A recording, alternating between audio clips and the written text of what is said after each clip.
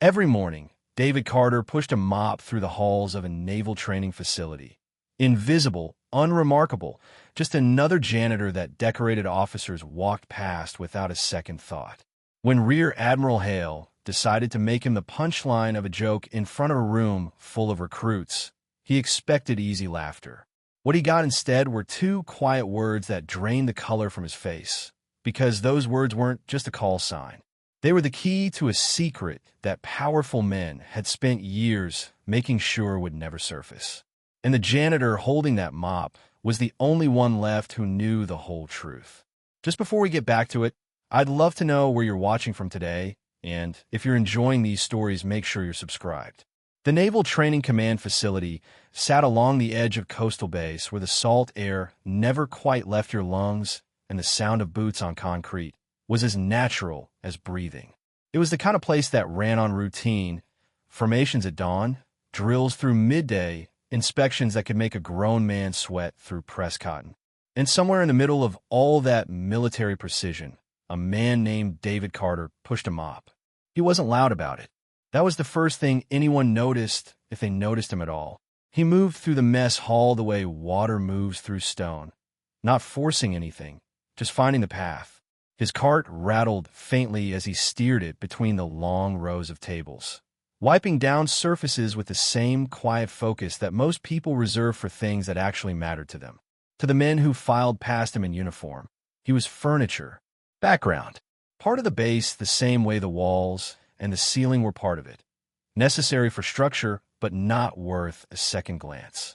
David was 38 years old, broad-shouldered in a way that a janitor's uniform couldn't quite hide, with hands that were a little too steady and eyes that moved a little too carefully for a man whose job was simply to clean. He had a stillness to him that wasn't passivity. It was the kind of stillness that comes from a long time spent learning how not to react, how to breathe through the thing that would make other men flinch. Most people on the base had stopped wondering about it. A few of the older non-commissioned officers gave him slightly longer looks when he passed. But nobody said anything. Nobody asked. Sitting at the end of the table closest to the sidewall, away from the crowd, was Mia Carter, 9 years old, with her father's steady dark eyes and a backpack that had a small embroidered eagle patch stitched to the front pocket, something David had put there himself years ago without explaining why. She was working through a math worksheet with the kind of focused quiet that mirrored her father in an uncanny way, occasionally glancing up at the recruits who moved through the hall with trays and noise, and that particular nervous energy that new trainees always carried in their first weeks. She shouldn't have been there. David knew that. Her regular babysitter, Mrs. Patterson, had called that morning with a back injury that wasn't getting better, and there hadn't been time to arrange someone else. The base was the only option. He'd cleared it with his supervisor quietly and kept Mia tucked at the far end of the hall with strict instructions. Stay seated, don't bother anyone, finish your homework. She had agreed with the same no-nonsense nod she always gave him, which always made him feel like he was raising someone twice her age. A few of the officers noticed her when they filed in for the midday inspection. Whispers moved along the walls. "He brought his kid," murmured a lieutenant to the man beside him, both of them keeping their voices low but not low enough. To a base inspection, a petty officer glanced over, said nothing, looked away. The unspoken judgment was thick in the room, that a man who cleaned floors had no business bringing personal complications into a professional space. David heard every word. He kept wiping the table. Rear Admiral Richard Hale entered through the far doors at precisely 1200 hours, flanked by two junior officers who moved with the careful attention of men carrying fragile things. Hale was 61, trim, decorated in the way that meant the decorations had actually been earned. He had the look of a man who had spent years in difficult places and come back carrying something that never fully left. His reputation on base was one of sharp intelligence and even sharper expectations. Recruits straightened without being told when he walked into a room. Senior officers found reasons to agree with him. He moved down the length of the hall with the practiced ease of a man who had conducted 1,000 inspections, pausing at tables, checking posture, asking short questions that received short answers. The room had a current running through it, the low electric tension of men trying to perform composure in front of someone who could see through performance. Hale reached the center of the hall and paused. His gaze swept the room in the measured way of someone cataloging the space automatically, a habit built over decades of entering rooms that might not be safe. His eyes landed on David, and then, because Mia was beside him, lingered there a beat longer than anywhere else. One of the senior officers leaning near Hale, a commander named Preston Walsh, leaned slightly and murmured something that made Hale's mouth curve faintly. Walsh had a habit of filling silences with commentary that he thought was charming. He wasn't wrong about his audience. Hale glanced at David again and walked toward him. David didn't stop wiping the table. He heard the footsteps. He tracked them the way he tracked most things, without turning his head, reading them through sound and peripheral detail. When Hale stopped a few feet away, David straightened, not snapping to attention, just straightening, a different thing entirely.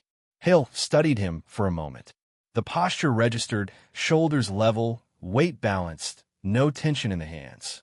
Not the posture of a janitor who was nervous about being approached by an admiral.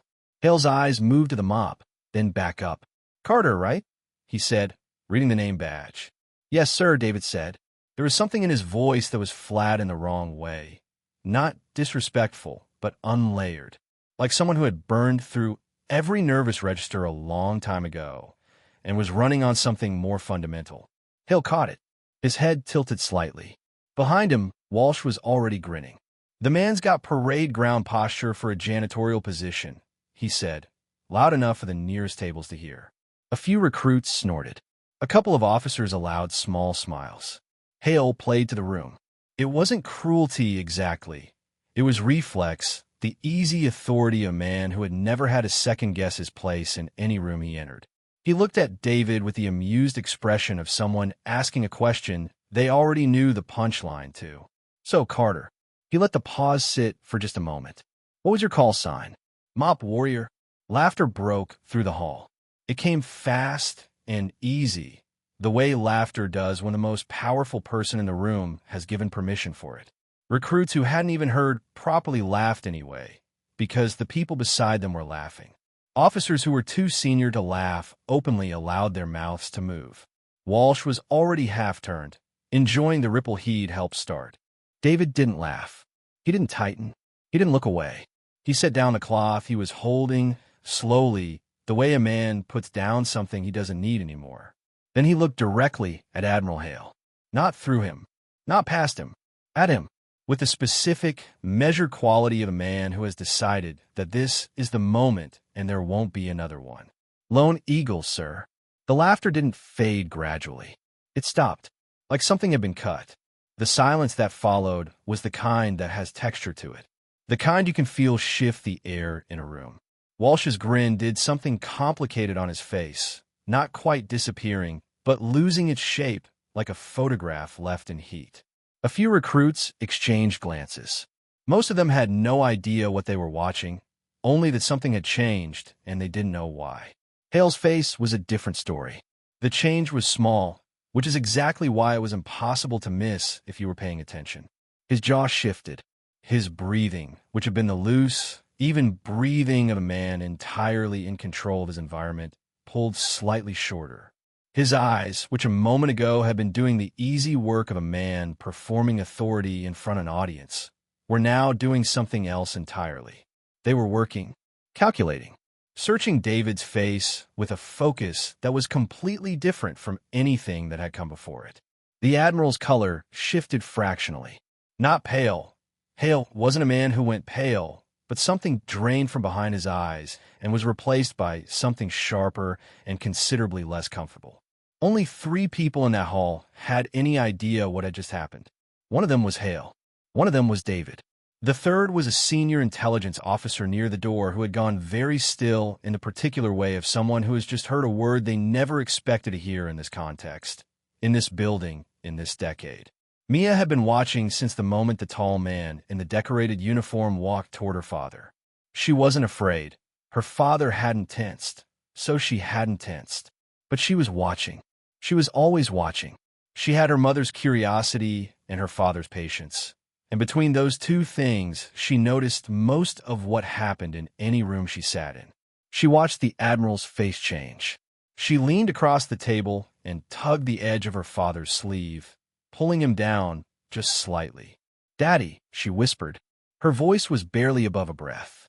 "Why did that man look scared?" David didn't look at Hale when he answered. He reached over and straightened the collar of Mia's jacket with one hand, the gesture unhurried and ordinary. "Some names carry weight," he said quietly. Hale turned without addressing the room. He didn't dismiss anyone with the usual formal language. He simply moved toward the side corridor and paused at the threshold, his back to the hall. "Carter," he said, not loudly. "Step outside." It wasn't a question, but it also wasn't quite the tone of a superior addressing subordinate staff. It was something else, something that pulled from a register Hale didn't often use. David picked up his cloth, folded it once, and set it neatly on the cart. He looked at Mia. "Stay here," he said. "Don't move from that seat." She nodded once, already turning back to her worksheet. But her eyes followed him until he stepped through the door. Behind him, the officers in the hall exchanged looks that ranged from puzzled to uneasy. Walsh opened his mouth, thought better of whatever he'd been about to say, and closed it again. The room settled into a silence that nobody quite knew what to do with. Outside, the corridor was narrow and quieter, the sound of the hall reduced to a low murmur behind the door. The salt air was faint here, replaced by the smell of industrial floor cleaner and recycled ventilation. Hale stood with his back to the wall, arms at his sides, and studied David Carter's face the way a man studies a photograph that doesn't match his memory of it. He looked older than the file photo, which made sense. He looked leaner, which also made sense.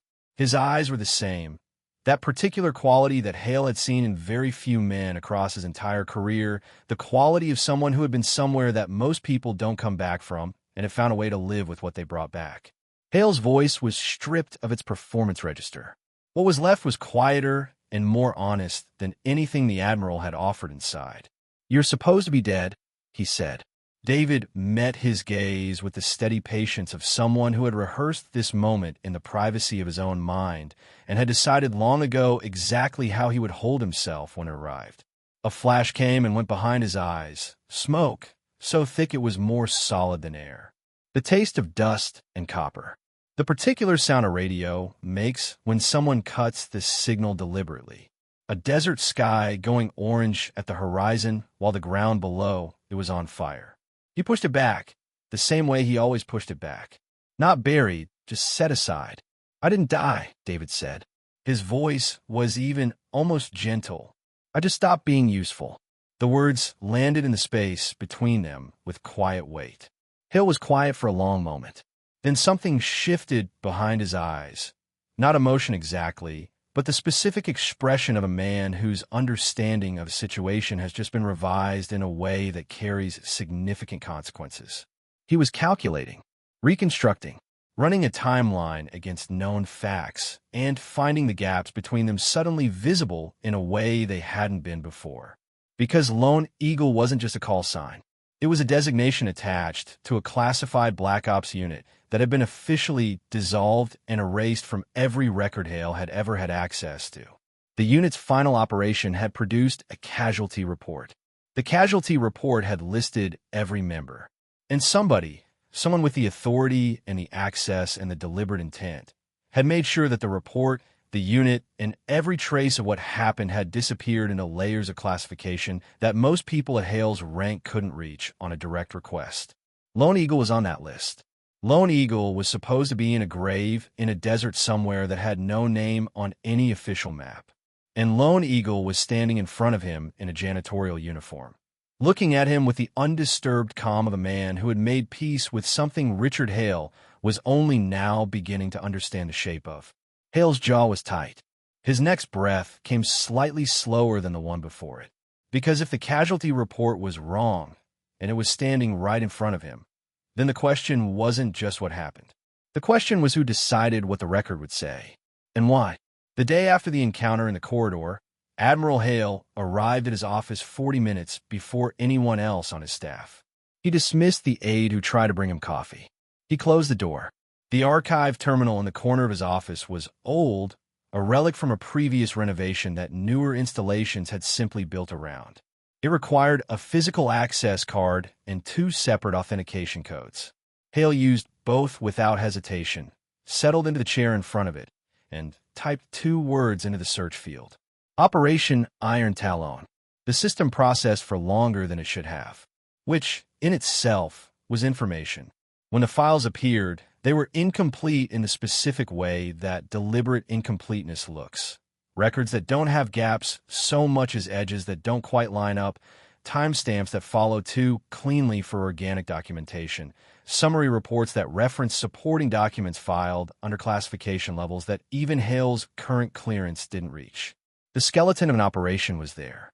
Enough to confirm it had existed. Enough to tell the broad shape of it. Not nearly enough to tell the truth of it. The squad designation was listed. 6 operators.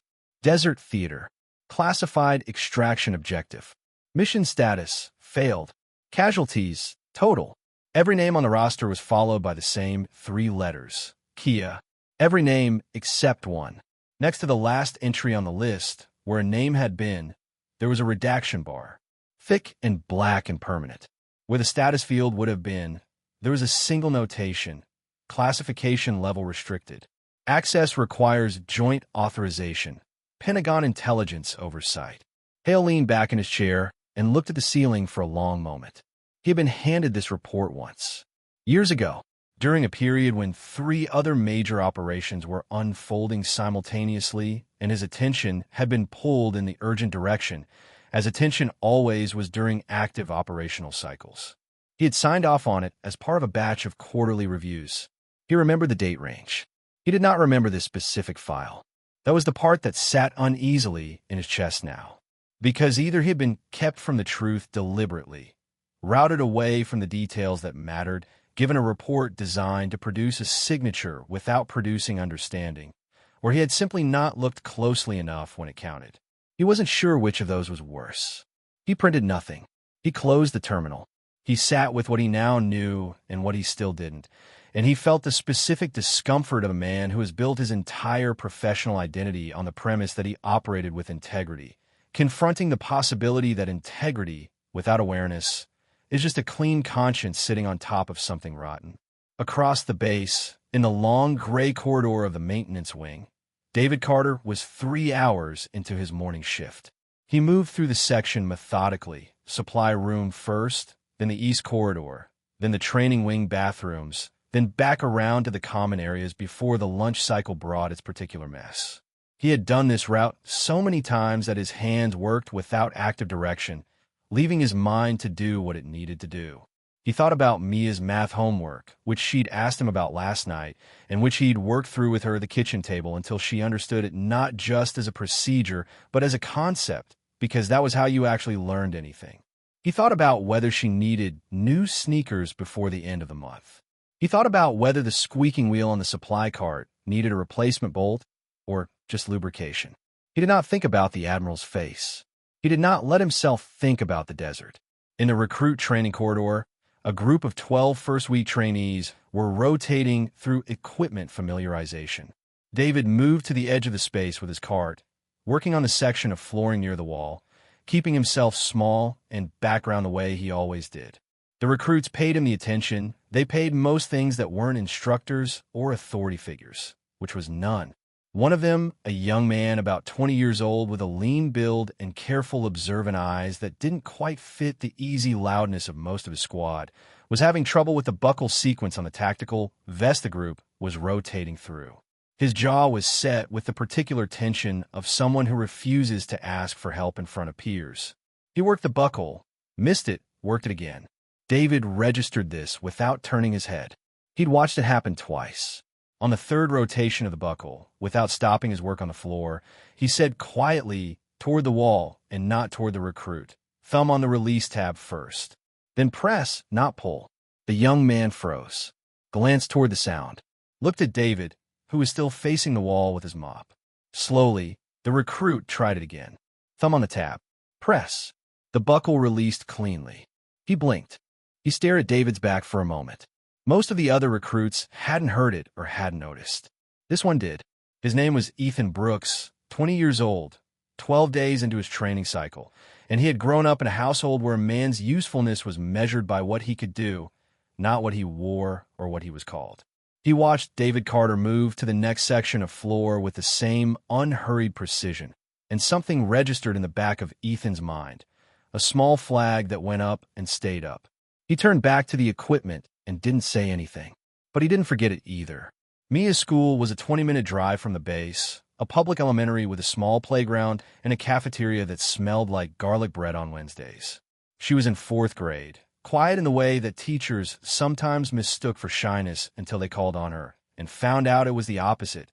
She was quiet because she was always listening, and she answered questions with the unhurried confidence of someone who has already processed the information from 3 angles before speaking.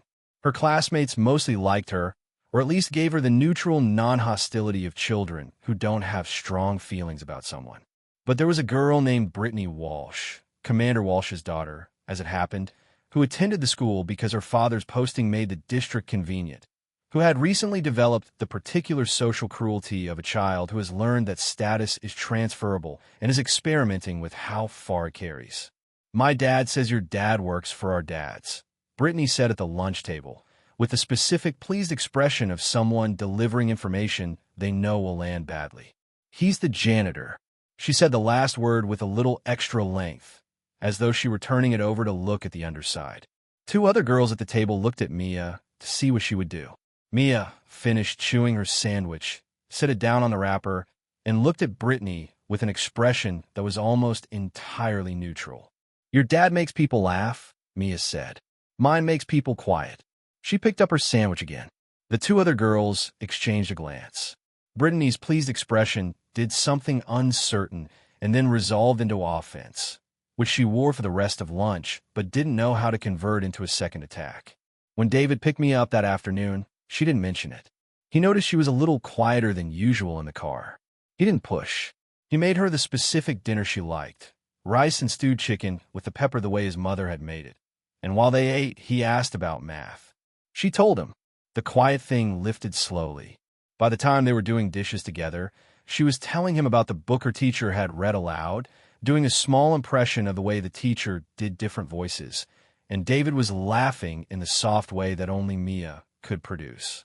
He heard about the lunch table incident 3 days later from her teacher in a brief phone call.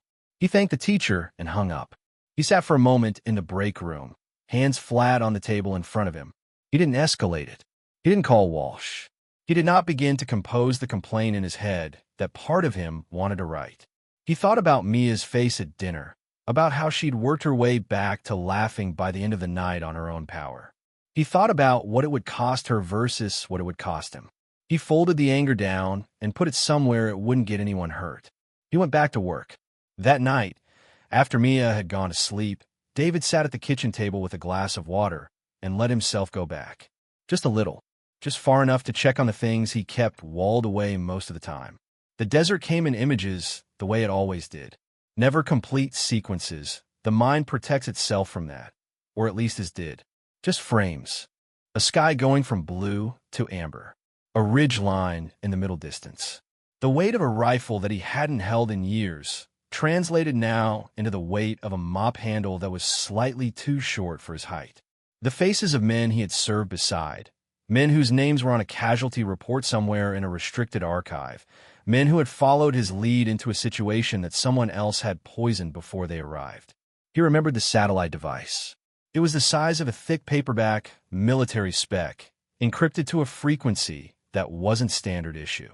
They found it in the 3rd building they cleared, in a case that had no business being there. It had been transmitting. He'd pulled the data. He'd understood maybe 20% of it in the field, enough to know it was shipment routing, encoded, connected to contractor designations he recognized from stateside briefings. Enough to know it was wrong. He hadn't had time to do anything with it. The ambush had come 20 minutes later. Communications had dropped first. Then air support had gone unresponsive. Then he'd heard the secondary unit's frequency go silent in the way that only happens when someone with authority turns a switch. He'd told his team to move. He'd covered the retreat himself. He remembered the specific moment of the explosion, not as pain, which is how most people imagine it, but as a white compression like the world making a fist. And then nothing. And then somewhere different, with different faces, and a long time of not knowing who he was or where he was or what day it was. By the time he'd put himself back together enough to understand his situation, the shape of it had been clear. He was documented as dead. His unit was documented as dead. The operation was sealed. Anyone who might have recognized him had either been told he was gone or had a reason to maintain that story. He had made a choice then, not a dramatic one, not a plan, just a decision about how to keep himself and eventually his daughter alive while carrying information that someone with significant power wanted buried. He drank his water. He checked the time. He went to bed. In his office, Admiral Hale was reviewing personnel transfer records with the particular focus of someone looking for a pattern. The records went back 9 years. He was looking for names connected to Operation Iron Talon, not the operators whose files were sealed, but the oversight chain, the command structure, the people who had signed things. He found one name 3 times in places it shouldn't have been unless it was deliberate. The name was on an authorization log, a quarterly review batch, and a classification elevation request, all within the same 6-week window around the operation's official closure. The name was Jonathan Pierce. At the time of the operation, Pierce had been a 2-star. He was now a Pentagon official with an office 2 floors below the Secretary of Defense and a political network that extended through 3 congressional committees and 2 private defense contractors. Hale closed the folder. He sat very still. He thought about the signed report. His signature, his name, his implicit credibility attached to a document that had told a false story about a man who was alive and mopping floors on Hale's own base. He thought about what it meant to reopen something this old, this buried, this deliberately obscured. He thought about what it would cost him. And then he thought about David Carter's face in the corridor. Not angry, not performing dignity, just carrying it the way a man carries something he stopped expecting anyone else to acknowledge. Hale reached for his phone. Then he stopped, put it down. He would need to be careful about who he called and in what order. He would need documentation before conversation. He would need to operate within the narrow margin between due process and the kind of inquiry that powerful people could find reasons to terminate before it produced results. He pulled the folder back toward him and began making notes in longhand. Old habit, not transmittable, not logged. The scratch of his pen on the legal pad was the only sound in the office. Outside, the base had gone quiet with the particular hush of a military installation at night, organized, regulated silence, the sound of a place that runs on order. Somewhere in the maintenance wing, the cleaning crew that worked the second shift was making its way through the East Corridor. David Carter was not on second shift. He was home, asleep, his daughter's nightlight visible under her door in a thin stripe of yellow across the hallway floor. But his name was at the center of something that was beginning, slowly and with considerable weight, to move. The week after Hale began his quiet investigation, the base shifted in the way that bases shift when something unseen is moving through the structure of them. Not visibly, not loudly, but in the particular way that long-serving officers feel in their posture before they can name what's changed. Conversations in certain corridors grew shorter. Senior staff who had easy access to Hale's calendar suddenly found scheduling more difficult. And 2 officers who had served alongside Hale for years separately found reasons to stop by his office and say, with the careful casualness of men delivering a message they've been asked to deliver, that certain archived operations were archived for good reason. Some things get buried because they need to be, one of them said, a captain named Gerald Ford, standing with his coffee and his studied nonchalance near Hale's window. Not everything buried was buried wrong. Hale had listened with his hands flat on his desk, and his expression giving nothing away. He thanked Ford for stopping by. He waited until Ford was gone before he wrote the visit down in his legal pad with a timestamp. He was being warned, which meant someone already knew he was looking. Commander Blake Thornton had been at Naval Training Command for 2 years, and in that time he had done the work of a man who understands that rank is only part of how power moves. The other part is connection, knowing whose name to mention in which room, understanding which alliances carry weight and which ones are decorative.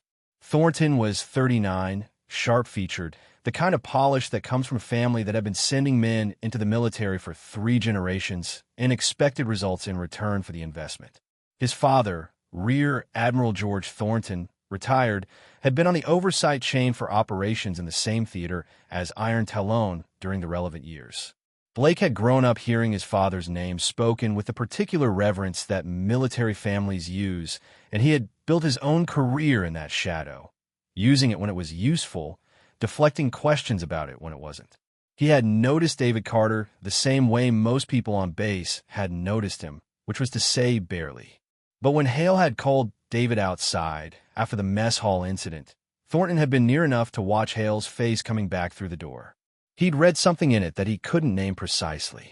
It had unsettled him in the quiet way that unsettling things do before you understand why you're unsettled. He made a call that evening, not to his father. The old man's health had made those conversations difficult, but to someone who kept in contact with people who had managed the operational records from that period. The response had come back inside 12 hours. It was 2 sentences. The second sentence contained David Carter's original designation. Thornton had read it twice, put his phone face down on his desk, and spent the next 20 minutes very still. The training floor incident happened on a Thursday.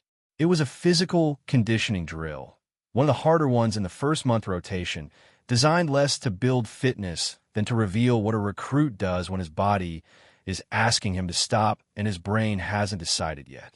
The hall was loud with effort, commands, the rhythmic punishment of bodies being pushed past comfortable limits. Recruit Darius Webb, 19 years old, 6 feet of lean muscle and determination, had been pushing past his own limit for about 4 minutes longer than he should have.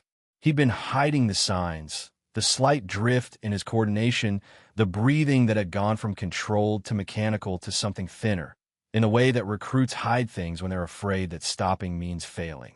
It was the kind of hiding that instructors who are paying attention catch early. Instructors who are performing authority for an audience sometimes don't. Commander Thornton was running this drill. He was watching the group with the broad sweep attention of a man who is satisfied with the general picture. He did not notice Darius until Darius's knees went.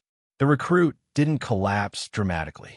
He folded slowly, like something had been removed from the center of him, and he was on his hands and knees before anyone reacted, and then on his side, and his breathing had the specific shallow, ragged quality that anyone with field medical training recognizes immediately. Thornton looked at him. "Brooks, get him water," he said. He did not move from where he was standing. "Walk it off, Webb. Everyone else, keep moving." David Carter was at the edge of the training floor with his cart, working the corner section near the equipment wall. He had been watching Darius for the last 6 minutes. He had seen the coordination drift, the breathing change, the specific way the recruit's eyes had lost their focus while his body kept going on stubbornness alone. He had moved his cart slightly closer over those 6 minutes, not consciously deciding to, just responding to what he was reading. When Darius went down, David was already moving. He crossed the floor without hurry, but without hesitation. The way you move when speed matters but panic doesn't help. He crouched beside the recruit, 2 fingers to the pulse point at the throat, reading it in the efficient way of someone who has done this in conditions that made this look simple. The pulse was rapid and shallow. The skin was cooling wrong. He turned Darius onto his back, lifted his chin gently to open the airway, and with his free hand checked the recruit's eyes, dilated unevenly, which meant the heat stress had gone further than exhaustion. "He needs fluids now and somewhere cool," David said, not loudly, to Ethan Brooks, who was crouching with the water bottle and looking uncertain about what he was witnessing. "Get the medic. Don't run. Walk fast. Keep your voice level. Don't tell the rest of the room." Ethan moved. Thornton had come across the floor by then. He stopped several feet away, taking in the scene. David Carter on the floor beside his recruit, competent hands doing competent things in a way that did not match any category Thornton had prepared for this man. "What do you think you're doing?" Thornton's voice carried the particular edge of authority that has been surprised and doesn't like the feeling. David didn't look up. He was monitoring Darius's breathing, which was steadying slowly. "Keeping him conscious," he said. "You're a janitor." The word was delivered flatly. "Stay in your lane." Several recruits had stopped. They weren't dramatic about it. The drill had given them a reason to slow down, and they'd taken it. They watched. The ones closest to Darius watched the most carefully. David looked up at Thornton then. It was a brief look, not defiant, not performing. Just direct. The kind of look that does its work without requiring any words around it. Then he looked back at Darius and kept his hand on the recruit's shoulder, monitoring. Hale was in the doorway of the training floor. He had come through from the east corridor following a briefing and had stopped when he registered the configuration of people. He stood there quietly and watched the whole scene without announcing himself. The base medic arrived 90 seconds later. She assessed quickly, confirmed heat exhaustion with possible early heat stroke, and had Darius on a stretcher in under 4 minutes. His vital signs were stabilizing. He'll be fine. As David stood and retrieved his card, Ethan fell in a step near him for just a moment. He didn't say anything dramatic. He looked at the ground and said, quietly enough that only David could hear it, "How did you know?" David paused. "You watch people long enough," he said. "You see what they're about to do before they do it." Ethan nodded once, like he was filing that away. He went back to his squad. Thornton had moved away, his expression smoothed back into authority. But his eyes had followed David Carter to the door, and they stayed there a beat longer than necessary. That evening, Mia found the badge. She hadn't been snooping. She was looking for her father's phone charger, which sometimes migrated to his jacket pocket, and she'd been working through the small shelf of his work bag methodically. The badge was in the inner zip pocket of a jacket he rarely wore, not hidden exactly, just set away. It was metal, small enough to sit in a child's palm, with a raised surface pattern that had been scratched down deliberately. Not worn down, scratched. The insignia was gone, but the shape where it had been was still faintly readable if you held it at the right angle in the light. She brought it to the kitchen table where David was making tea and set it carefully in front of him without saying anything. He looked at it for a moment. Then he sat down across from her. He didn't explain everything. He wasn't ready to explain everything, and she wasn't old enough to carry everything. But he told her some of it, that he had done a different kind of work before he cleaned floors, work that required him to go to difficult places and make difficult choices. That something had gone wrong, that he had decided afterward to choose a quiet life over a complicated one, and that she was the biggest reason why. Mia looked at the badge for a long time. Then she looked at her father. "Did you do the right thing?" she asked. Not about the operation. She didn't know enough to ask about that. About staying quiet. About the choice. David was quiet for a moment. "I did the right thing for you," he said. "I'm still deciding about the rest of it." Mia nodded, slowly, with the gravity of a child who is processing something she knows is important. Then she said, "Sometimes doing the right thing costs everything," in the specific tone of someone trying out a sentence to see if it fits, and David recognized it as something he'd said to her once, a long time ago, when she'd asked him why some people get treated unfairly. He looked at her across the table. "Yeah," he said, "it does." Thornton found David in the East Maintenance Corridor the following afternoon. He didn't bring anyone with him. That was the first thing David noticed. No witnesses, no audience. The second thing was the specific quality of Thornton's composure, which was held too carefully, which meant whatever was underneath, it was less composed than the surface. "You've been here 8 months, Thornton said, stopping a few feet back from where David was working. His voice was level and conversational, the tone of a man who wants the delivery to sound casual. Quiet. Kept to yourself. Minding your business. He paused. People appreciate that. David kept working. He said nothing. What happened this week with Hale in the mess hall? That's the kind of thing that creates noise, Thornton continued. And noise is a way of landing on people who didn't ask for it. Another pause, shorter this time. Some ghosts should stay buried. The corridor was empty in both directions. The ventilation system ran a low constant hum. David finished the section he was working on, straightened, and turned to face Thornton. He looked at him with the same directness he'd used with Hale in the mess hall. Not aggression, not intimidation. Just full, unblinking attention. Some ghosts bury themselves, David said. He picked up his cart and moved to the next section. Thornton stood in the corridor for a moment. His jaw was tight.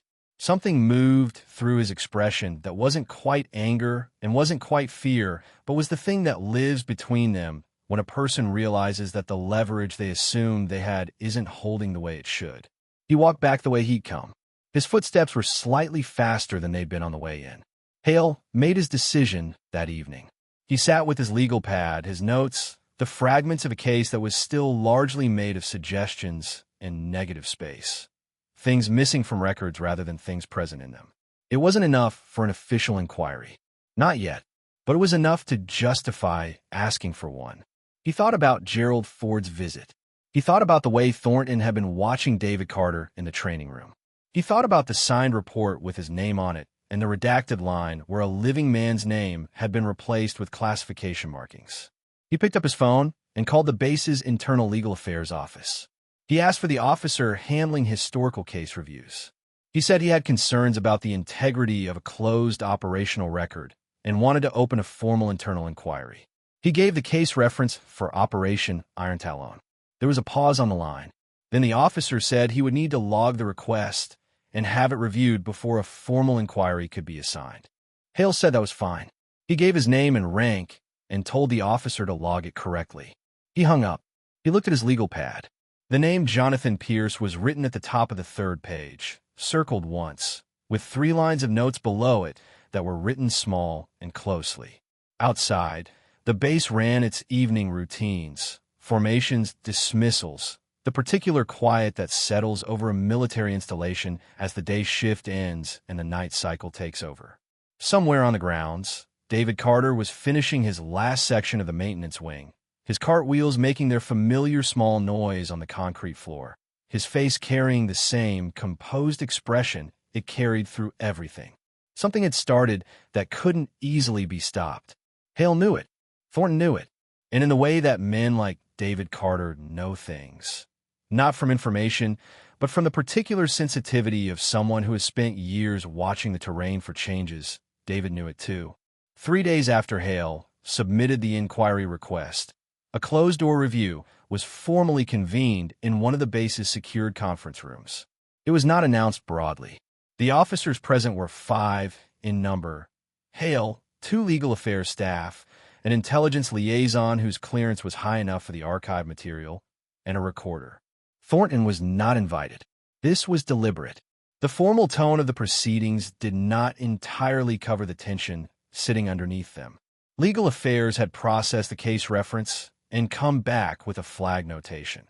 The archive file for Operation Iron Talon carried a congressional oversight marker that meant any inquiry automatically generated a notification to the Pentagon Intelligence Oversight Office. Hale had been informed of this before the session began. He had said he understood. He had sat down and opened his folder anyway. The first hour covered the structure of the operation, the mission objective, the squad composition, the theater context. It was dry, and it was necessary, and it established the foundation. Hale walked through it with the focused patience of a man who has decided he is going to finish something regardless of the cost.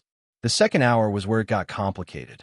Satellite logs from the operation's active window had been sourced from a secondary archive.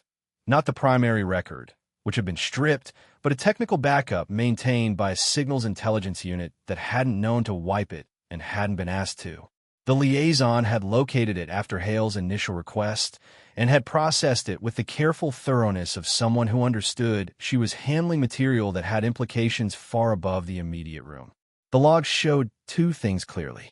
First, that rescue-capable air support had been on station and available during the operation's critical window. Not delayed, not rerouted, but on station and holding, waiting for authorization that never came. Second, that a cancellation order had been issued. The order carried an authorization code. Tracking authorization codes through redacted material required the kind of cross-referencing that takes time, and the liaison had spent 3 evenings doing it. The code traced to a command-level terminal in the Regional Oversight Office. The terminal was registered to a specific user during that operational period. The name at the end of that chain was Admiral Jonathan Pierce. The room was quiet when the liaison finished her presentation.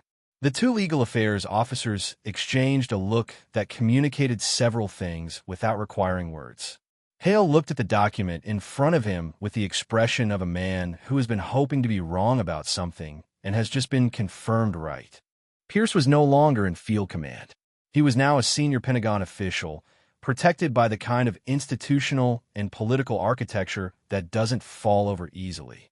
His connections ran through defense contractor relationships, congressional committee friendships, and a public record of decorated service that had been carefully constructed over 30 years. Touching him was not a simple thing. Touching him from the position of a base-level internal inquiry was an act that required either extraordinary courage or extraordinary evidence.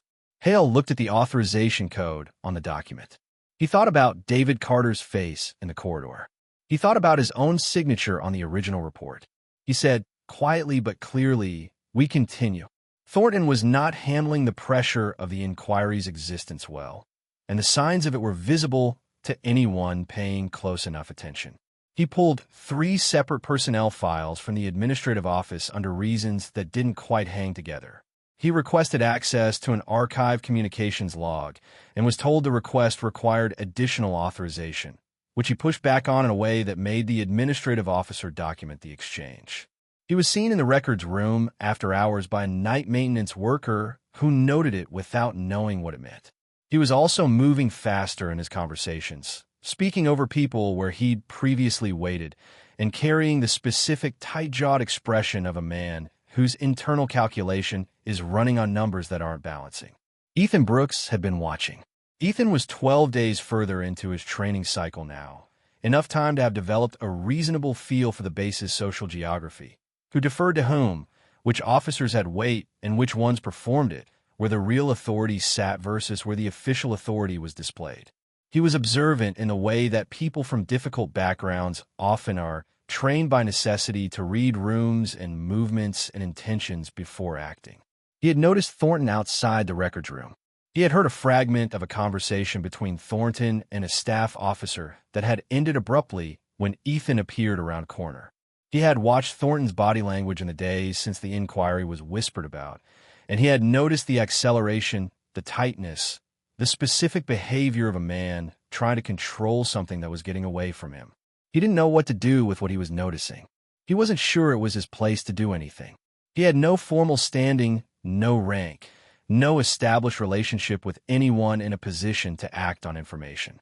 Except that there was one person on this base who had looked at a recruit going down on a training floor and known what to do without needing permission or authority to do it.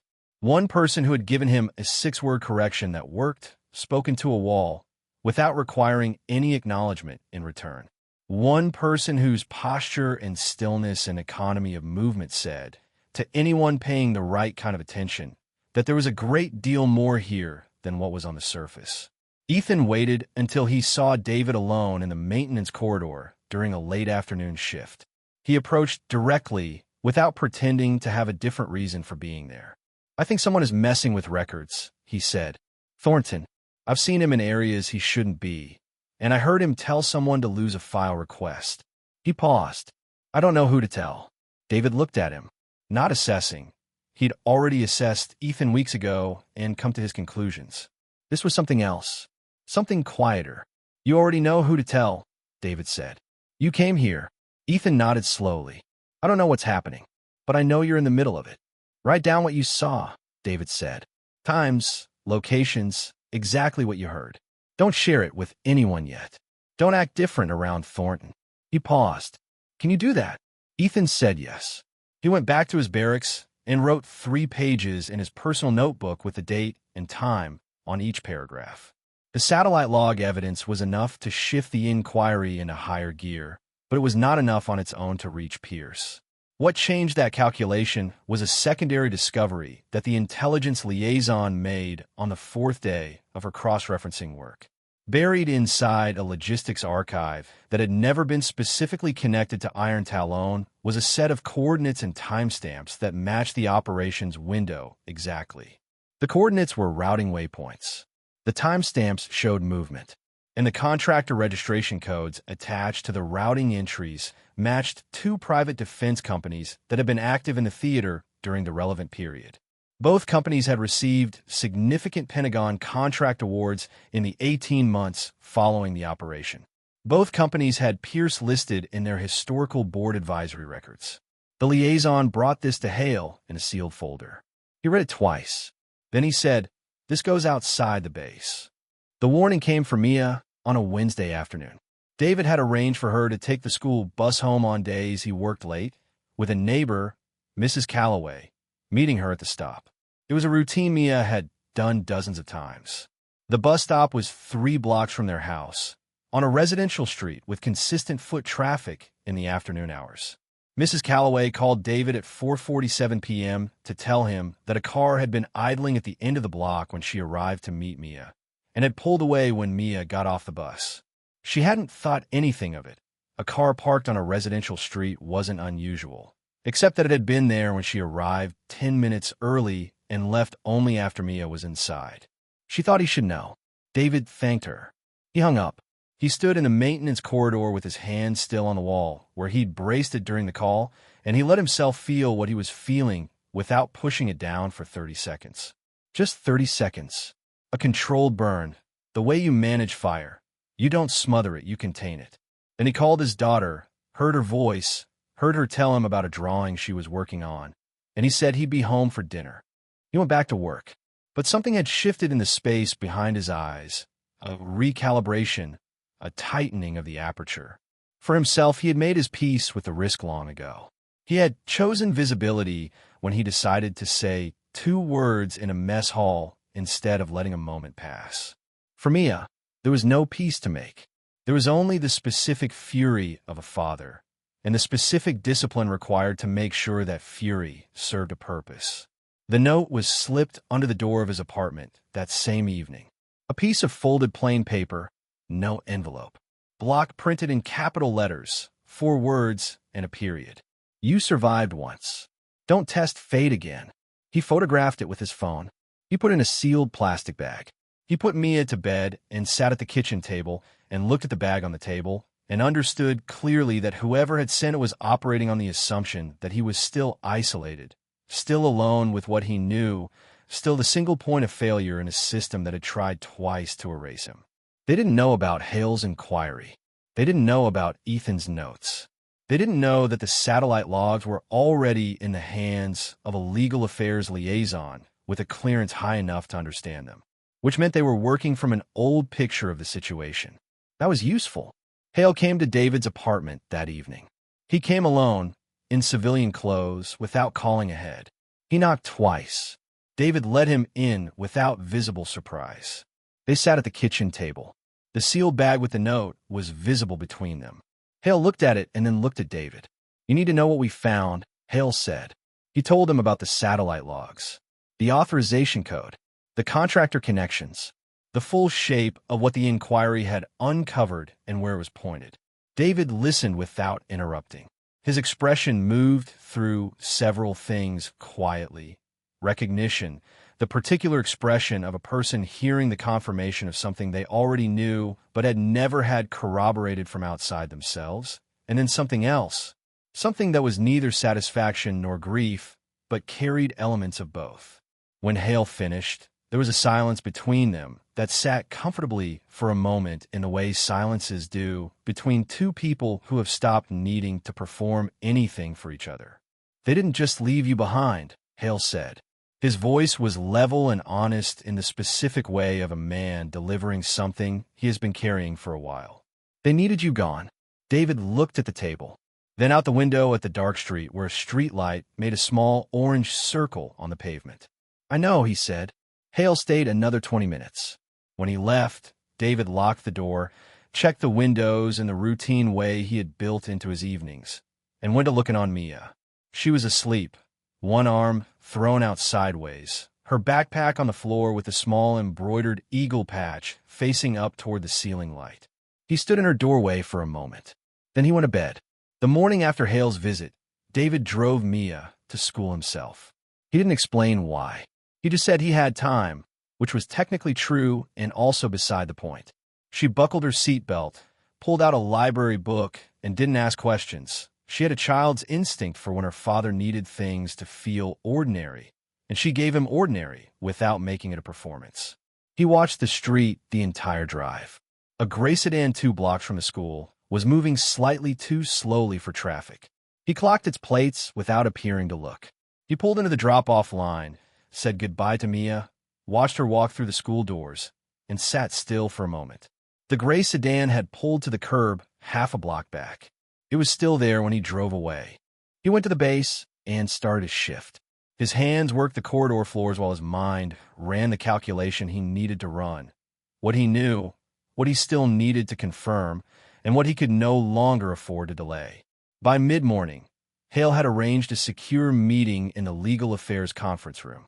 Present were Hale, Intelligence Liaison Captain Sandra Okafor, and a military prosecutor from the Judge Advocate General's Corps named Philip Garrett, operating out of a regional office 2 states away, with no prior connection to anyone at this base.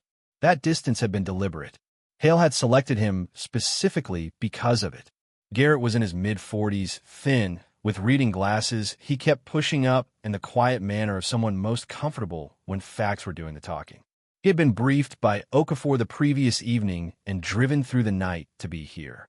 He sat across from Hale with a folder open and asked his questions in the careful sequence of a man building an architecture he intended to be weight-bearing. Hale told him everything. He didn't soften the parts that reflected poorly on his own oversight. He said plainly that he had signed off on a quarterly review batch that included the Iron Talon closure report without examining it at the level it required. He said he believed he had been routed away from its details deliberately. The batch had been submitted during a window of simultaneous active operations, when attention was most fractured and signatures were most automatic, but acknowledged he could not yet confirm that with documentary evidence. He said the man listed as killed in that report was alive, employed as maintenance staff on this base, and that multiple pieces of recovered evidence pointed to his abandonment being a deliberate command decision rather than an operational failure. When Hale finished, Garrett was quiet for a long moment. He removed his reading glasses and turned them over in his hands once, which seemed to be something he did when he was processing rather than thinking. Then he looked up. "Tell me about Pierce." Hale told him everything he had found. The authorization code, the contractor advisory records, the timing of the Pentagon contract awards against the operations closure date, the political architecture around Pierce's current position. All of it, laid out in the sequence Okafor had helped him organize over 3 evenings of careful cross-referencing. Garrett went through everything methodically, the satellite logs, the code trace, the contractor documentation. He asked precise questions at 2 points, noted the answers without comment, and worked through each item with the focused patience of a man deciding whether a foundation was solid enough to bear the weight of what he intended to build on it. At the end of the meeting, he closed his folder and sat back. "This is enough to proceed," he said. "But I want the civilian witness on record before anyone has the opportunity to move against him." Hale nodded. He already knew who Garrett meant. David's memory had been returning in pieces all week. Not because he was pulling it back deliberately, but because something about the inquiry being open, about saying things out loud in his own kitchen that he had only ever said to himself, had loosened a seal he'd kept pressurized for a long time. Details surfaced the way deep water things surface when pressure changes. Slowly, in fragments, sometimes catching him off guard in the middle of ordinary moments.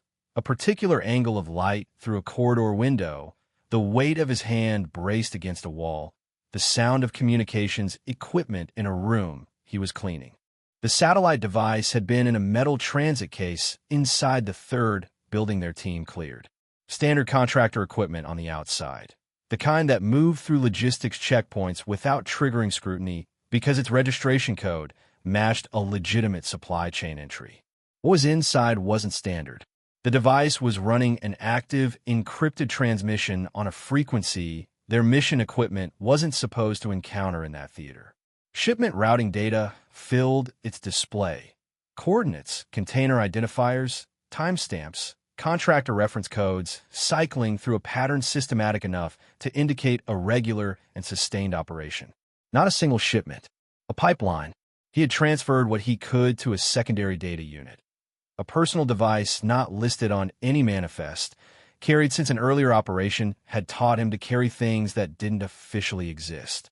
He had secured it before the ambush came. It had survived the blast inside the lining of his tactical vest, a detail that had seemed like luck at the time and had revealed itself, over years, to be something else. He had kept the unit for 8 years in the same jacket where Mia had found his badge, and in all that time he had not used it, because using it had always meant becoming visible again. Visible had meant danger he couldn't manage with a daughter in the picture. The picture had changed. He was already visible. The calculation was different now. He retrieved the device that evening and brought it to Okafor through the contact protocol Hale had established. She handled it with gloves and documentation and the quiet professionalism of someone who understood exactly what she was holding. When she ran the data, the shipment routes matched the contractor reference codes from the logistics archive she had already sourced. The pattern they described was not ambiguous. Weapons movement through contractor channels to buyers on multiple sides of an active conflict across a sustained 14-month window. The kind of arrangement that requires authorization from someone with access, motive, and protection from oversight. Garrett received the analysis by encrypted message that night. He forwarded a copy to a secure archive outside the military's chain of command before he went to sleep. The false accusation came the following morning, and it came fast, which told David that someone on Thornton's side was tracking the inquiry closely enough to know that the window for disruption was narrowing. He was midway through his rounds when 2 base security officers appeared at the end of the maintenance corridor with the specific manner of men executing an unpleasant assignment with minimum personal investment. One held a printed form on a clipboard. Both of them were doing the thing that people do when they have been told to do something they find uncomfortable, keeping their faces very neutral, making the transaction feel procedural rather than personal. "David Carter?" the first officer said. "Yes," David said. "We have a complaint alleging unauthorized removal of military property from the equipment storage facility. You need to come with us." He set his card against the wall with the practiced ease of someone who has learned to make unhurried movements in moments that invite panic. He went with them. The route to the security office passed through the central corridor of the training wing, where morning recruit rotation was moving between sessions. Ethan Brooks was among them. He saw David walking between the 2 officers with the printed form visible and his jaw tightened. But his expression stayed level. He had learned from watching David that staying level is how you stay useful. Mia was there too. A teacher development day had brought her back to the base, and she was seated at the far end of the common area with her book, her backpack on the floor beside the chair, the small eagle patch visible on its front pocket. She looked up when her father came through the corridor. She took in the security officers on both sides of him. She took in the printed form. Her expression moved through several things quickly. Confusion, then understanding, then something that a different child might have let become tears. She did not fall apart. She sat up straighter in her chair and watched with the careful, memorizing attention of someone filing what they're seeing away for later. Thornton was near the security office entrance, positioned in the deliberate way of a man who wanted to witness something without appearing to have arranged it. When David passed him, Thornton's voice dropped to a register only David could hear. "You should have stayed dead." David did not stop walking.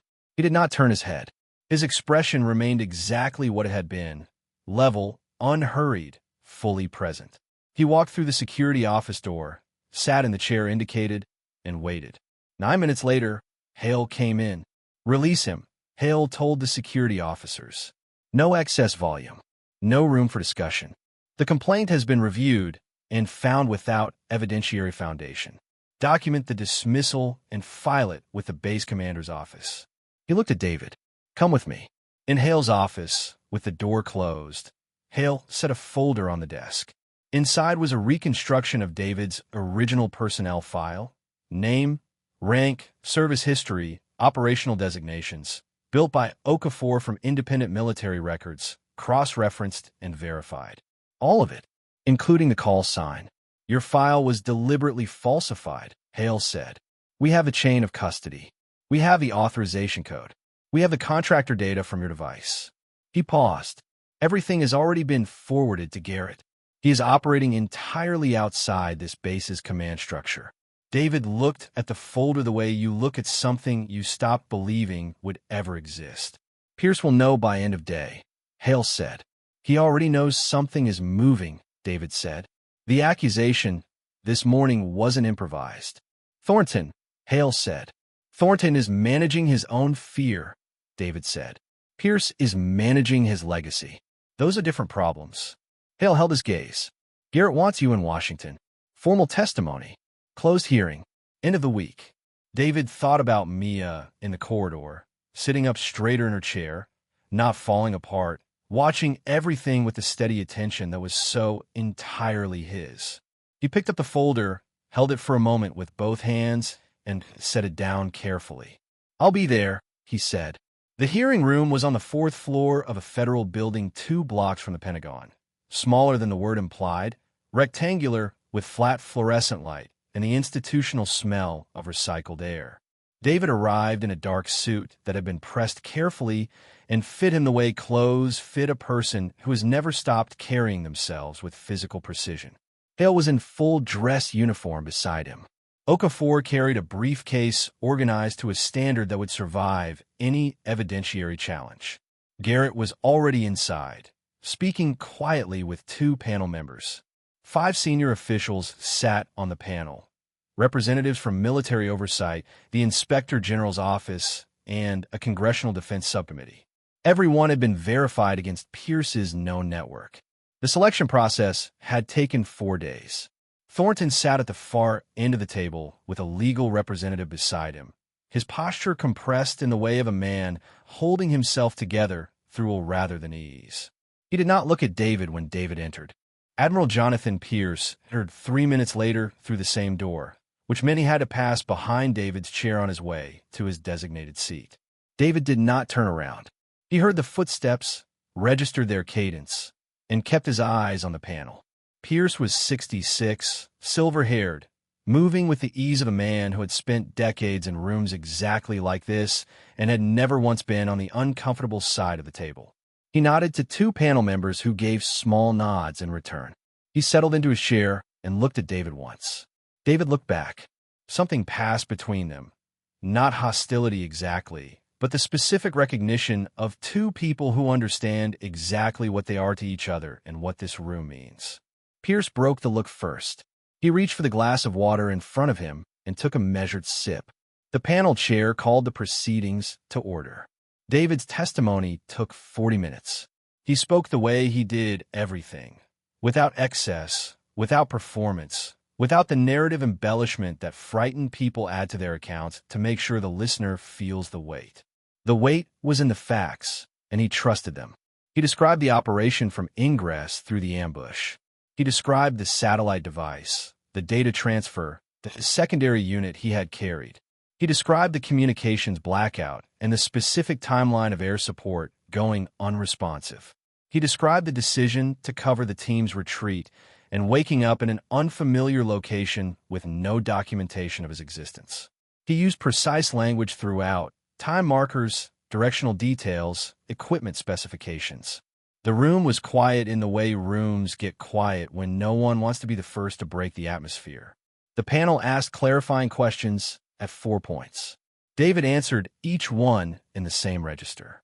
His voice never shifted, never rose, never carried the emotional coloration that might have given Pierce's legal team an opening. Pierce's attorney made a note and kept his pen moving. Okafor presented the satellite log data after David's testimony.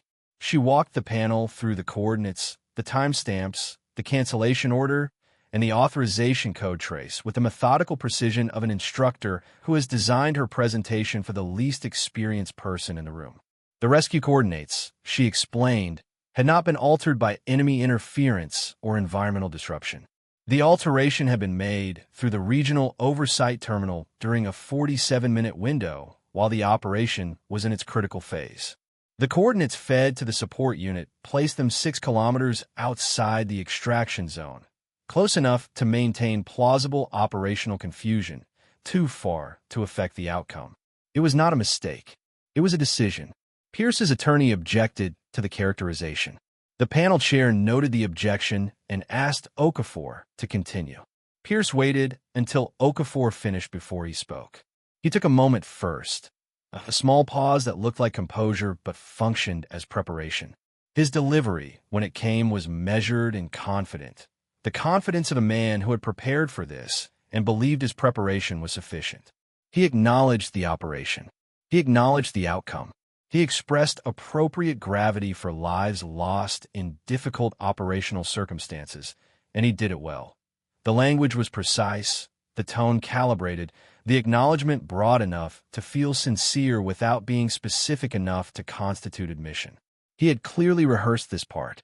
Then he shifted his register slightly, not dramatically, just enough, and suggested that the testimony they had heard, while clearly sincere, was the account of a man who had experienced significant psychological trauma over an extended period of isolation and should be understood in that context. A man who had been cut off from support systems, from institutional grounding, from the kind of structured environment that helps individuals process extreme experiences accurately.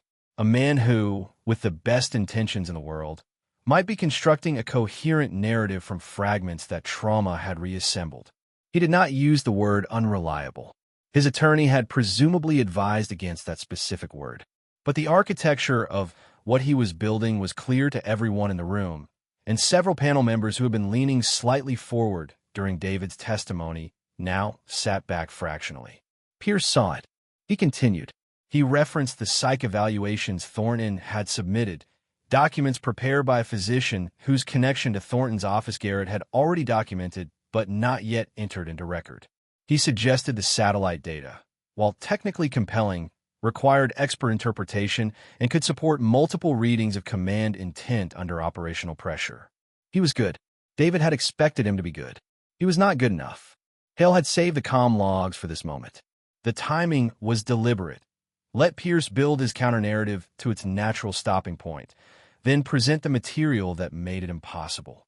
Garrett nodded to Okafor. She opened a separate file on the presentation system. The encrypted communication logs recovered from the Signals Intelligence Backup Archive were 11 minutes and 43 seconds of audio, authenticated by 2 independent forensic teams. The voice was Pierce's, not a probability match, but a confirmed identity supported by voiceprint analysis and contextual corroboration. The panel heard Pierce authorize the extraction cancellation in real time. They heard him give the altered coordinates. They heard, near the end of the relevant segment, a 2-sentence exchange in which he confirmed the team was expendable given current exposure risk. The silence after the recording ended was different from the silence before it. The earlier quiet had been attentive.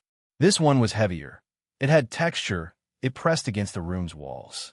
2 panel members had gone very still in the way of people managing reactions they hadn't prepared for. The subcommittee representative had set down her pen and was looking at the table. Pierce's attorney was writing rapidly. Pierce himself was looking at a point in the middle distance with an expression that had lost its earlier ease. The composure was still there, technically, held by practice rather than confidence. At the far end of the table, Thornton had briefly closed his eyes. Pierce attempted to have the recordings classified under national security provisions. He made the argument with the authority of a man who had used that mechanism successfully before: active operational sensitivity, potential for foreign intelligence exploitation. Garrett stated plainly, without emphasis, that independent copies had already been secured through the IG's office and the congressional subcommittee representative before the hearing began. The classification attempt would affect copies within the military's chain of custody. It would not affect the copies that existed outside it. Pierce's attorney requested a recess. The panel chair denied it. The panel chair announced at the hearing's close that a full criminal investigation would be opened by the Inspector General's office in conjunction with the JAG prosecutor's office, operating independently of any command structure in which Pierce had held authority. Pierce was not arrested. That required a process the investigation would need to complete before charges could be formally filed. But he was escorted from the building by 2 military police officers, not in handcuffs, but flanked in the particular manner that communicates clearly to anyone watching that a man's authority has left the building slightly ahead of him. Garrett came to stand beside David in the corridor while they waited for the elevator. He was quiet for a moment, watching the hearing room door settle close down the hall. Then he said, "What you gave us with that data device changed the scope of this. We came in expecting to document one man's misconduct in a single operation. What the contractor routing data shows is broader than that. It goes further than Pierce, further than Iron Talon. Procurement reviews have already been formally requested based on what we found. David nodded. He had understood that from the moment Okafor ran the analysis and the reference codes began matching across multiple contract cycles. One operation doesn't generate a 14-month routing pipeline. A relationship does. The IG's office wants a follow-up session next week, Garrett continued. Additional questions on the routing data and the contractor designations. I'll be there, David said. Hale appeared beside them. He looked at David in the way of a man who has decided to say something directly rather than carry it any longer. I owe you more than an apology, he said. David looked at him, not with absolution. That wasn't his to give, and he knew Hale didn't want it framed that way. With the straightforward acknowledgement of one man receiving another man's honesty, one soldier recognizing another's reckoning. I know, David said. They rode the elevator down in silence. Outside, the winter afternoon was gray and flat. The city moved through it with the indifference of a place that doesn't pause for individual reckonings. The car Hale had arranged was waiting at the curb. David got in. The city slid past the windows, broad streets, stone buildings, the atmospheric weight of a place where things that affect other places are decided, and where those decisions are sometimes wrong and rarely corrected, and occasionally, in rooms like the one they had just left, brought back into the light. He thought about tomorrow's shift, the east corridor, the supply cart's wheel. He thought about Mia's fractions and the kitchen table, and teaching a thing not just as a procedure, but as a concept. He thought about the small, ordinary things that constitute a life, and how they had not stopped being real during any of the years he spent carrying what was buried. They were still there. They had always been there, and they would be there when he returned. In a house 20 minutes from the base, Mia Carter sat cross-legged on the couch with a bowl of cereal she had made herself, the television on low, the room quiet except for the news anchor's even voice filling the background. She had been patient all day, patient through the long hours of not knowing, through the afternoon that stretched without a call and without a clear signal of how things had gone in a building 200 miles away that she couldn't see and couldn't visit and could only imagine from the outside. She watched a replay of the brief press statement accompanying the investigation announcement. A journalist's voiceover described the involvement of a civilian witness whose testimony had been central to the proceedings. The screen showed a brief exterior shot of the federal building. In the background, barely visible against the gray winter afternoon, two figures walked out through the main entrance. One in uniform, one in a dark suit. Mia leaned forward. She looked at the figure in the dark suit for a long time. The way he held himself, the specific angle of his shoulders, the unhurried movement she would have recognized from across any room in any building in any city. "That's my dad," she said quietly. Not to anyone, just to the room, to herself, to the fact of it. She sat with it the way she sat with most things. Not loudly, not dramatically. Just with the full, still weight of a child who has been watching her father carry something she didn't entirely understand and has just seen the first evidence of what that carrying was for. What had cost? What had protected? She set her cereal bowl on the table. She went to the kitchen, rinsed it, put it in the sink, and came back to the couch. She picked up her book. She settled in. She would wait for him to come home. The investigation announcement hit the news, cycled the way a stone hits still water. The first ripple clean and visible, the ones after spreading wider than anyone expected. By the following morning, defense correspondents were filing pieces about procurement irregularities, and Commander Blake Thornton had arrived at the base 40 minutes early, the kind of detail that looks like diligence from the outside and panic from the inside. He had spent most of the night on his phone. His father's name was in the documentation. Not prominently, not yet, but Thornton understood enough about how these investigations moved to know that quiet didn't mean safe. By mid-morning, he had drafted a statement painting David Carter as a disgruntled civilian with a dangerous obsession and submitted it anonymously to two media contacts. One of them flagged it to Garrett's office within the hour. Ethan Brooks had been watching Thornton for 3 days, the way David had taught him, without announcing it, keeping notes. He had seen Thornton leave the records room at a time. It had no business being occupied, and overheard him tell a junior staff officer to lose a specific file request. He brought his notebook to Hale's office that afternoon. Hale read it twice, then called Internal Affairs. David came home that evening to find his front door slightly ajar. Not broken. The lock had been worked cleanly, which was a different kind of message than a broken door.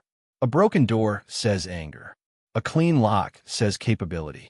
He stood at the threshold for a moment and read the apartment the way he had been trained to read spaces, sight lines, disturbed surfaces, the particular quality of silence in a room where someone has recently been present and recently left. They had gone through his desk. The files he kept, utility bills, Mia's school records, nothing that mattered to anyone except him, had been replaced with the surface precision of people who are careful but not careful enough. A folder sat 2 inches from where he kept it. The photograph of Mia on his desk had been moved and replaced at a slightly different angle. Nothing was taken. That was the point. Nothing needed to be taken. The message was in the entry itself. We can reach you here. We can reach you anywhere you think belongs to you. He photographed everything methodically, without disturbing anything further. He called Mia at Mrs. Calloway's, heard her voice telling him about a drawing she'd been working on, told her he'd pick her up in an hour. Then he sat on the edge of the couch and gave himself 30 seconds. The same controlled burn as before, contained and purposeful, the kind of anger that doesn't help anyone if it runs loose, but is useful if it's directed. Then he stood up and called Garrett. Internal Affairs arrested Thornton the following morning. Obstruction of justice, evidence tampering, and the anonymous media submission, which Garrett's office had traced back through metadata Thornton hadn't thought to scrub. 2 officers arrived at his office at 7:45. By 8, he was in a vehicle leaving the base. Ethan heard about it during morning formation and stood in his line without reacting visibly, feeling the quiet satisfaction of having done something useful with what he had observed. The investigation had expanded. Pierce's connection to the defense contractors wasn't advisory. It was structural. Shell company routing tied him to profit distributions from contract awards that had grown significantly in the 18 months after Iron Talon's closure. He hadn't just buried David to protect himself. He had profited from what the burial protected. The Navy sent a delegation to discuss handling. Hale thanked them for coming and told them David Carter would receive a full public restoration of his service record, and that the form of it was not a negotiating point. The formal offer reached David separately. Reinstatement, rank restored, commendation ceremony, full benefits. David read it, folded it once, set it on the kitchen table. I didn't fight for medals, he told Hale the following day, when Hale asked him about it. They were standing in the corridor outside the base commander's office, the same corridor where Thornton had once cornered him with that quiet threat, what felt now like a different chapter of a story that had ended. I fought for my men, the ones who made it out, the ones who didn't. He paused, and the pause carried the specific weight of names he still said in his own mind sometimes, late at night when the apartment was quiet. A ceremony doesn't change what happened to them. Hale nodded and didn't argue. He had understood, somewhere in the middle of all of this, that David Carter was not a man who needed the institution's validation to know what he had done and what it had cost. That evening, Mia sat beside David at the kitchen table while he helped her with fractions. She worked through 3 problems on her own, checked her answers, found she'd gotten 2 right and 1 wrong, and went back to find the wrong step without being told to. When she finished, she set her pencil down and looked at him with the direct, unhurried attention she brought to questions that mattered. Are you a hero? She asked.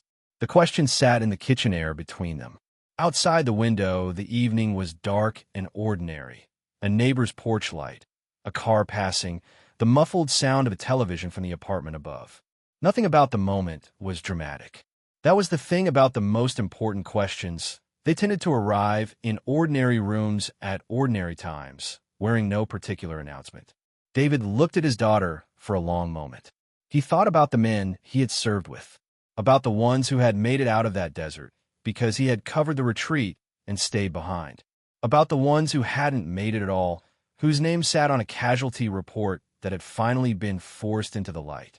About the 9 years since, mopping floors, making dinners, sitting at this table working through homework. "I'm your dad," he said. "That's enough." Mia looked at him with the steady eyes that were so entirely his, and nodded once, slowly, like that was exactly the answer she had expected and had needed to hear said out loud anyway. 3 weeks after Thornton's arrest, and 2 weeks after Pierce was formally charged, a ceremony was held in the same mess hall where it had all begun. The tables had been moved. The room had been arranged with the particular formality of space being asked to hold something significant.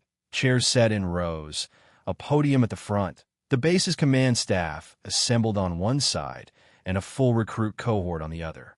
The ketchup bottle that had sat on the center table since the day David wiped it down and Hale made his joke. Nobody had moved it, which was the kind of small institutional amnesia that happens in busy places, sat now on a side table against the wall. It was the only thing in the room that hadn't been repositioned. David stood near the back of the room in the same dark suit. Mia stood beside him, her hand in his, the eagle patch backpack on her shoulders. She had insisted on wearing it. He hadn't argued. Hale walked to the podium.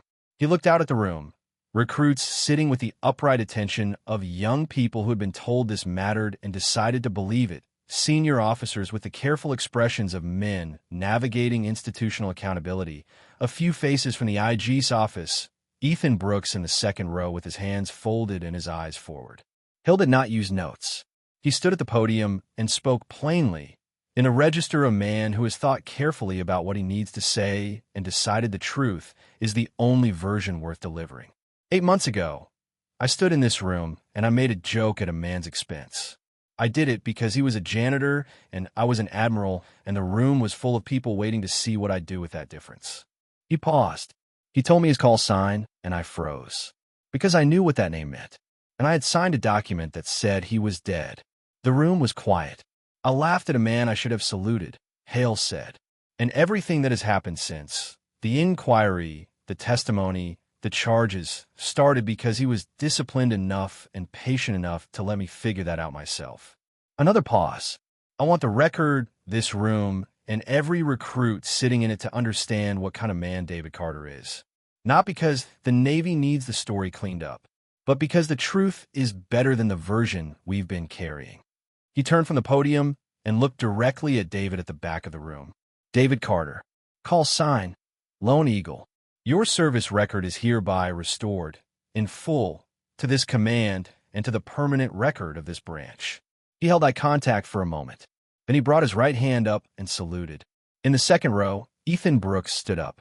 He came to attention and saluted. One recruit beside him stood, then the row behind them, then the next.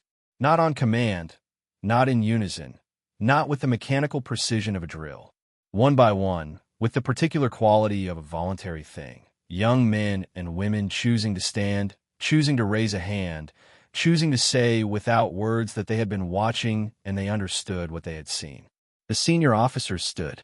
The command staff stood. The room stood. David looked at all of it from the back. He did not come forward. He did not perform anything. He stood with his daughter's hand in his and received it quietly, in the way that he received most things, without requiring the moment to be larger than it was, without diminishing it either. Just letting it be what it was. Mia looked up at him. She didn't say anything. She tightened her hand in his. He looked down at her, and something moved across his face that wasn't quite a smile, and wasn't quite anything else that has a name. Just the expression of a man who is exactly where he is supposed to be, standing next to exactly the right person. Afterward, when the room had loosened and people were moving and talking in the way that follows formal things, Hale found David near the sidewall. Near the ketchup bottle, as it happened, which neither of them mentioned, and both of them noticed. Why stay a janitor? Hale asked. It wasn't rhetorical. It was the question of a man who genuinely did not understand the answer and had decided to ask it plainly. David looked at him. Because I choose peace, he said, not power. Hale nodded slowly. He looked at the room around them, the recruits dispersing, Ethan talking to another young recruit near the door, Mia examining something on the side table with the focused curiosity she brought to everything. He looked like a man filing something away in a place he intended to keep it. 6 months later, in a rented space in a low-income neighborhood 20 minutes from the base, David Carter opened a training center. Not military, not structured around the things that military training is built around. Something quieter and more fundamental. Discipline as a daily practice. Integrity as a choice made repeatedly in small moments. Resilience as the thing you develop not from avoiding difficulty, but from moving through it with your values intact.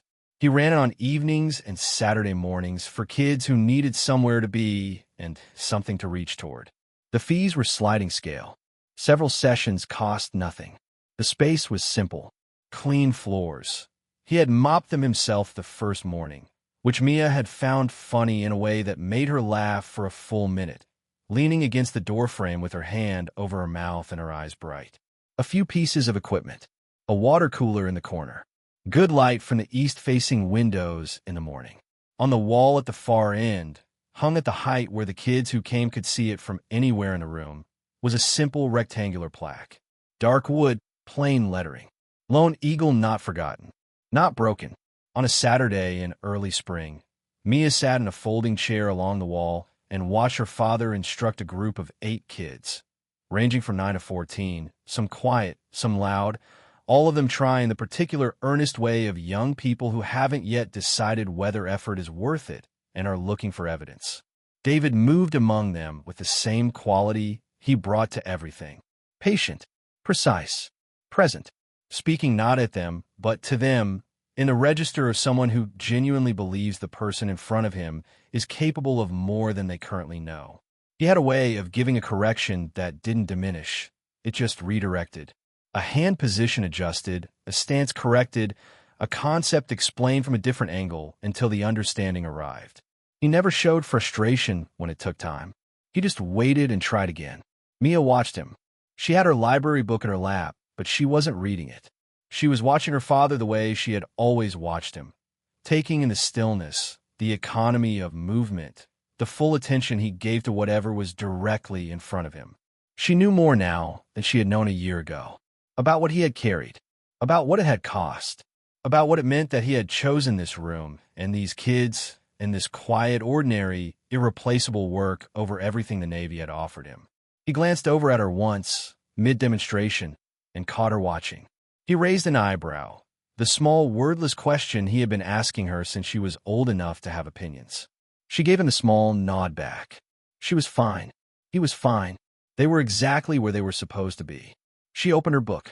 Outside, the spring morning was coming through the windows at the angle that makes everything look recently arrived. The street sounds of a neighborhood waking up. Ordinary. Irreplaceable. On the wall, the plaque caught the light. Not forgotten. Not broken. If the people trusted to protect us are the very ones who decide who gets erased, how would any of us ever know? Like and subscribe for more stories of dignity, truth, and the quiet ones who refuse to stay buried.